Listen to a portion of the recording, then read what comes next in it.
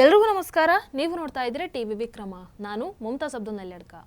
ವೀಕ್ಷಕರೇ, 22 ವರ್ಷಗಳಿಂದ ಲೋಕಸಭೆಯಲ್ಲಿ ಕೂತಿರುವಂತಹ ವ್ಯಕ್ತಿ ನಿಜವಾಗ್ಲೂ ಭಾರತೀಯ ನಾಗರಿಕನ ಅಥವಾ ವಿದೇಶಿ ನಾಗರಿಕನ? ಈ ಪ್ರಶ್ನೆ ಈಗ ಅಲಹಾಬಾದ್ ಹೈಕೋರ್ಟ್ನ ಬಾಗಿಲಿಗೆ ಬಂದು ತಲುಪಿದೆ. ಹಾಗೆ ಪ್ರಕರಣ ಈಗ ಅಂತಿಮ ಹಂತಕ್ಕೂ ಬಂದು ನಿಂತಿದೆ. ರಾಜಕೀಯದ ಅತ್ಯಂತ ಸ್ಫೋಟಕ ಪ್ರಕರಣಗಳಲ್ಲಿ ಒಂದಾದಂತಹ ರಾಹುಲ್ ಇಟಲಿ ಬ್ರಿಟಿಷ್ ಪೌರತ್ವದ ಪ್ರಕರಣ ಈಗ ಅಂತಿಮ ಕೌಂಟ್ ಡೌನ್ ಹಂತಕ್ಕೆ ತಲುಪಿದೆ. ಪಿಟಿಷನರ್ ವಿಘ್ನೇಶ್ ಶಿಶಿರ್ ಅವರಿಗೆ ಈ ವಿಚಾರದಲ್ಲಿ ದೊಡ್ಡ ಜಯ ಸಿಕ್ಕಿರೋ ಹಾಗೆ ಕಾಣಿಸ್ತಾ ಇದೆ. At the same time Congress ಎಕೋಸಿಸ್ಟಮ್ಗೆ ಇದು ಒಂದು ದೊಡ್ಡ ಹಿನ್ನಡೆ ಅಂತಾನು ಹೇಳಲಾಗ್ತಾ ಇದೆ. ಈ ಎಲಿಗ್ಡ್ ಫಾರಿನರ್ಸ್ ಮೇಲೆ ಅಂದ್ರೆ ವಿದೇಶಿಗರ ಮೇಲೆ ಮೋದಿಜಿ ಸರ್ಕಾರ ಅನುಸರಿಸ್ತಾ ಇರುವಂತಹ ಝೀರೋ ಟಾಲರೆನ್ಸ್ ನೀತಿ ಈಗ ಒಳ್ಳೆಯ ಪರಿಣಾಮವನ್ನ ತೋರಿಸ್ತಾ ಇದೆ ಅಂತಾನೆ ಹೇಳಬಹುದು. ಈ ಪ್ರಕರಣದಲ್ಲಿ ರಾಹುಲ್ ಇಟಲಿಯ ಹೇಳಲಾಗ್ತಾ ಇರುವಂತಹ ಡ್ಯುಯಲ್ ಸಿಟಿಸನ್ಶಿಪ್ ಸಂಬಂಧವಾಗಿ ಗೃಹ ಸಚಿವಾಲಯದಲ್ಲಿರುವಂತಹ ಎಲ್ಲ ಸೀಕ್ರೆಟ್ ಡಾಕ್ಯುಮೆಂಟ್ಸ್ ಅನ್ನು ಕೊಡಬೇಕು ಅಂತ ಕೋರ್ಟ್ ಆದೇಶವನ್ನ ಕೊಟ್ಟಿತ್ತು. ಈಗ ಅದರ ಭಾಗವಾಗಿ ಆ ಸೀಕ್ರೆಟ್ ಡಾಕ್ಯುಮೆಂಟ್ಸ್ ಅನ್ನು ನೋಡೋದಕ್ಕೆ ಪಿಟಿಷನರ್ ವಿಘ್ನೇಶ್ ಶಿಶಿರ್ ಅವರಿಗೆ ಅವಕಾಶ ಕೂಡ ಸಿಕ್ಕಿದೆ. ಬುಧವಾರ ತೀರ್ಪು ನೀಡಿರುವಂತಹ ಅಲಹಾಬಾದ್ ಹೈಕೋರ್ಟ್ನ ಲಖನೌ ಬೆಂಚ್ ಏಪ್ರಿಲ್ 6ನೇ ತಾರೀಕಿಗೆ ಮತ್ತೆ ಗೃಹ ಸಚಿವಾಲಯ ಎಲ್ಲಾ ಸೀಕ್ರೆಟ್ ಡಾಕ್ಯುಮೆಂಟ್ಗಳನ್ನ ಸಂಪೂರ್ಣವಾಗಿ ನ್ಯಾಯಾಲಯದ ಮುಂದೆ ಸಲ್ಲಿಸಲೇಬೇಕು ಅಂತ ಸೂಚನೆಯನ್ನು ಕೊಟ್ಟಿದೆ.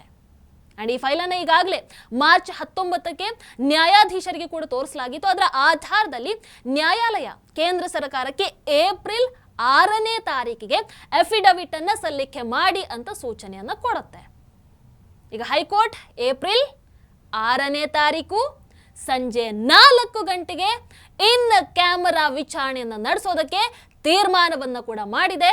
ಆ ಸಂದರ್ಭದಲ್ಲಿ ಪಿಟಿಷನರ್ ವಿಘ್ನೇಶ್ ಶಿಶಿರ್ ಮಾಡಿರುವಂತಹ ಎಲ್ಲ ಆರೋಪಗಳನ್ನ ನ್ಯಾಯಾಲಯ ಸಂಪೂರ್ಣವಾಗಿ ಪರಿಶೀಲನೆ ಕೂಡ ಮಾಡುತ್ತೆ. ಅದಾದ ನಂತರ ರಾಹುಲ್ ಇಟಲಿಯ ವಿರುದ್ಧ ಎಫ್ಐಆರ್ ದಾಖಲು ಮಾಡಬೇಕು ಬೇಡುವಂತ ತೀರ್ಪು ಬರುವಂತ ಸಾಧ್ಯತೆ ಇದೆ.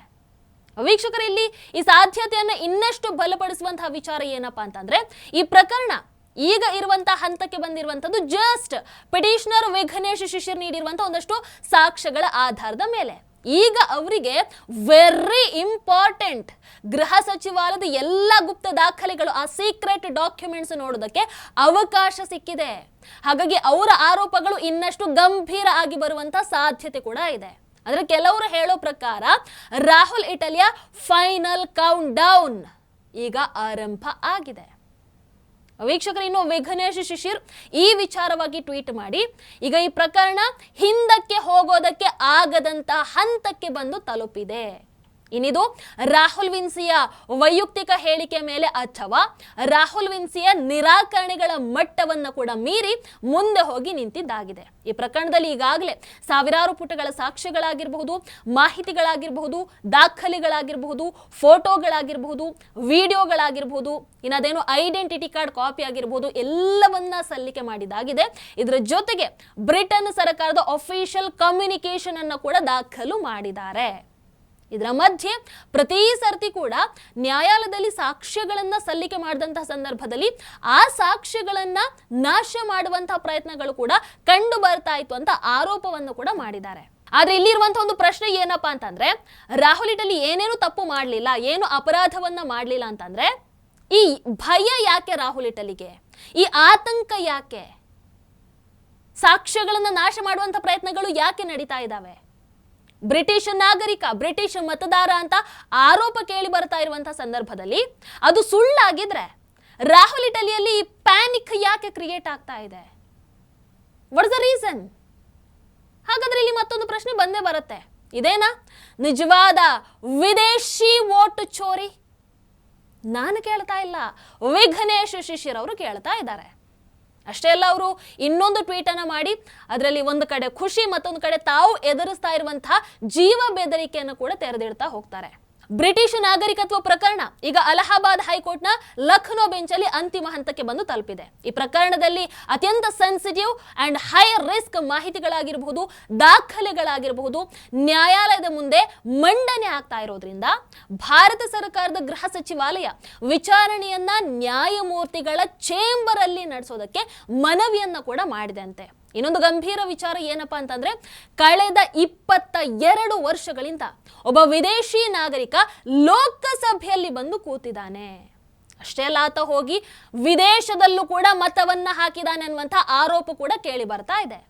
ಈ ಪ್ರಕರಣದ ಮೂಲ ವಿಚಾರಣೆಗಳ ಮೇಲೆ ತೀರ್ಪು ಬಂದ್ರೆ ಅದರ ಪರಿಣಾಮ ಗಂಭೀರವಾಗಿ ಕೂಡ ಇರಬಹುದು.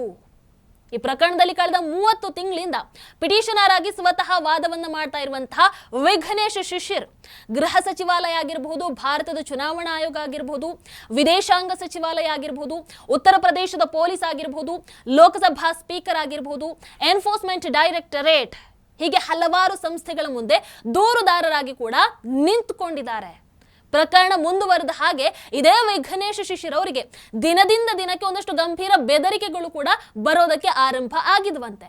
ಅದರಲ್ಲೂ ವಿಶೇಷವಾಗಿ ಹೈಕೋರ್ಟ್ ಚೇಂಬರ್ ಅಲ್ಲಿ ನಡೆಯುವಂತಹ ರಹಸ್ಯ ವಿಚಾರಣೆಗಳಾಗಿರಬಹುದು, ಅಲ್ಲಿನ ಒಂದಷ್ಟು ಸೆನ್ಸಿಟಿವ್ ದಾಖಲೆಗಳ ಬಗ್ಗೆ ಜಸ್ಟ್ ಈ ವಿಘ್ನೇಶ್ ಶಿಶಿರ್ ಅವರಿಗೆ ಗೊತ್ತಿರೋದ್ರಿಂದ, ಅವರಿಗೆ ಮಾತ್ರ ಗೊತ್ತಿರೋದ್ರಿಂದ ವಿಘ್ನೇಶ್ ಶಿಶಿರ್ ಅವರಿಗೆ ಒಂದಷ್ಟು ಜೀವ ಬೆದರಿಕೆಗಳು ಬರ್ತಾ ಇದ್ದಾವೆ. ಈಗ ಇರುವಂತಹ ಭದ್ರತಾ ಅಪಾಯ ಜಾಸ್ತಿ ಆಗಿದೆ ಅಂತ ತಿಳಿಸ್ತಾರೆ. ಪ್ರಧಾನಮಂತ್ರಿ ನರೇಂದ್ರ ಮೋದಿಜಿ, ಅದೇ ರೀತಿ ಗೃಹ ಸಚಿವ ಅಮಿತ್ ಶಾ ಅವರ ಪಕ್ಷದ ಕಾರ್ಯಕರ್ತನಾಗಿ ಈ ಸಂದರ್ಭದಲ್ಲಿ ಪ್ರಸ್ತುತ CRPF ನೀಡ್ತಾ ಇರುವಂತಹ ಭದ್ರತೆಯನ್ನ ಇನ್ನಷ್ಟು ಹೆಚ್ಚಿಗೆ ಮಾಡಿಕೊಡಿ ಅಂತ ವಿನಮ್ರವಾಗಿ ಇದೇ ವಿಘ್ನೇಶ್ ಶಿಶಿರ್ ಮನವಿ ಕೂಡ ಮಾಡ್ಕೊಳ್ತಾ ಇದ್ದಾರೆ. ಅಂಡ್ ಆ ಜೀವ ಬೆದರಿಕೆಯನ್ನು ಹಾಕುವಂಥದ್ದು ಅಥವಾ ಸಾಕ್ಷ್ಯಗಳನ್ನು ನಾಶ ಮಾಡೋದು, ಇದೆಲ್ಲ ಯಾರು ಮಾಡ್ತಾ ಇದ್ದಾರೆ ಅನ್ನುವಂಥದ್ದು ನಾವು ಬಾಯ್ಬಿಟ್ಟು ಹೇಳುವಂಥ ಅವಶ್ಯಕತೆ ಇಲ್ಲ ಅಲ್ವಾ. ವಿಘ್ನೇಶ್ ಶಿಶಿರ್ ಹೇಳ್ತಾರೆ, ಪ್ರತಿಪಕ್ಷದ ಹಿಂದೆ ಹಲವಾರು ವಿದೇಶಿ ಡೀಪ್ ಸ್ಟೇಟ್ ಏಜೆನ್ಸಿಗಳಿದ್ದಾರೆ. ಸೊ ಈ ಕಾನೂನು ಪ್ರಕ್ರಿಯೆಗಳು ಮುಂದುವರಿತಾ ಇರೋದ್ರಿಂದ ಅವರೆಲ್ಲರೂ ಕೂಡ ಭಯಗೊಂಡಿದ್ದಾರೆ. ಅದರ ಭಾಗವಾಗಿ ಇವರಿಗೆ ಜೀವ ಬೆದರಿಕೆಗಳು ಬರುತ್ತಾ ಇದ್ದಾವೆ. ಹಾಗಾಗಿ ಇಲ್ಲಿ ರಾಷ್ಟ್ರಹಿತಕ್ಕೋಸ್ಕರ ಈ ಪ್ರಕರಣದಲ್ಲಿ ಹೋರಾಟವನ್ನು ನಡೆಸ್ತಾ ಇರುವಂತಹ ಒಬ್ಬ ಬಿಜೆಪಿ ಕಾರ್ಯಕರ್ತನಾಗಿ ನನಗೆ ಹೆಚ್ಚಿನ ಭದ್ರತೆಯನ್ನು ಕೊಡಬೇಕು ಅಂತ ಪಾಪ ಮನವಿ ಮಾಡಿ ಅವರ ಟ್ವೀಟ್ ಅಲ್ಲಿ ಬಹಳಷ್ಟು ಮಂದಿಯನ್ನು ಮೋದಿಜಿ, ಅಮಿತ್ ಶಾ ಬಹಳಷ್ಟು ಮಂದಿ ಅವರನ್ನ ಟ್ಯಾಗ್ ಕೂಡ ಮಾಡಿದ್ದಾರೆ. ದಯವಿಟ್ಟು ಈ ಸಂದರ್ಭದಲ್ಲಿ ಎಲ್ಲರೂ ಕೂಡ ಅವರ ಜೊತೆಗೆ ನಿಲ್ಲಬೇಕನ್ನುವಂಥದ್ದು ನಮ್ಮ ವಿನಂತಿ. ಬಹಳ ಕಷ್ಟಪಟ್ಟಿದ್ದಾರೆ ಈ ಒಂದು ವಿಚಾರದಲ್ಲಿ, ಪ್ರಕರಣದಲ್ಲಿ ಆರಂಭದಿಂದ ಕೂಡ ನೂರಾರು ಸವಾಲುಗಳನ್ನ ಎದುರಿಸಿ ಇವತ್ತು ಈ ಪ್ರಕರಣವನ್ನ ಈ ಹಂತಕ್ಕೆ, ಈ ಕೊನೆಯ ಹಂತಕ್ಕೆ ತಂದು ನಿಲ್ಲಿಸಿದ್ದಾರೆ. ಹಾಗಾಗಿ ಅಂತಹ ವ್ಯಕ್ತಿ ಜೊತೆಗೆ ಇವತ್ತು ಎಲ್ಲರೂ ಕೂಡ ಜೊತೆಯಾಗಿ ನಿಲ್ಲೇಬೇಕು. ಅಂಡ್ ರಾಹುಲ್ ಇಟಲಿಯ ವಿಚಾರದಲ್ಲಿ ಒಂದು ವೇಳೆ ಈ ಎಲ್ಲ ಆರೋಪಗಳು ಸಾಬೀತಾದರೆ ಇದು ಕೇವಲ ಒಂದು ಪ್ರಕರಣ ಆಗಿ ಉಳಿಯಲ್ಲ, ಭಾರತದ ರಾಜಕೀಯ ಇತಿಹಾಸದಲ್ಲೇ ಒಂದು ದೊಡ್ಡ ಸ್ಫೋಟ ಆಗಬಹುದು. ಹಾಗಾಗಿ ಏಪ್ರಿಲ್ 6ನೇ ತಾರೀಕು ಏನಾಗುತ್ತೆ, ನಿಜ ಹೊರ ಬರುತ್ತಾ ಅಥವಾ ಇನ್ನೊಂದು ರಾಜಕೀಯ ಭೂಕಂಪ ಸಂಭವಿಸುತ್ತಾ, ಇದನ್ನ ಈಗ ಇಡೀ ದೇಶ ಕಾದು ನೋಡ್ತಾ ಇದೆ. ಕಾಯೋಣ ಏನಾಗುತ್ತೆ ಅಂತ. ನಿಮ್ಮ ಅನಿಸಿಕೆನ ಕಮೆಂಟ್ ಮಾಡಿ. ಟಿವಿ ವಿಕ್ರಮ, ದೇಶ ನಿಮ್ಮ ಕೈಯಲ್ಲಿ. ಈ ಕಾರ್ಯಕ್ರಮ ನಿಮಗೆ ಇಷ್ಟ ಆಗಿದ್ದಲ್ಲಿ ಲೈಕ್, ಶೇರ್ ಹಾಗೂ ಕಮೆಂಟ್ ಮಾಡಿ. ಟಿವಿ ವಿಕ್ರಮದ ಕಾರ್ಯಕ್ರಮಗಳನ್ನು ನಿರಂತರವಾಗಿ ವೀಕ್ಷಿಸಲು ಸಬ್ಸ್ಕ್ರೈಬ್ ಮಾಡಿ, ಬೆಲ್ ಐಕನ್ ಒತ್ತಿ.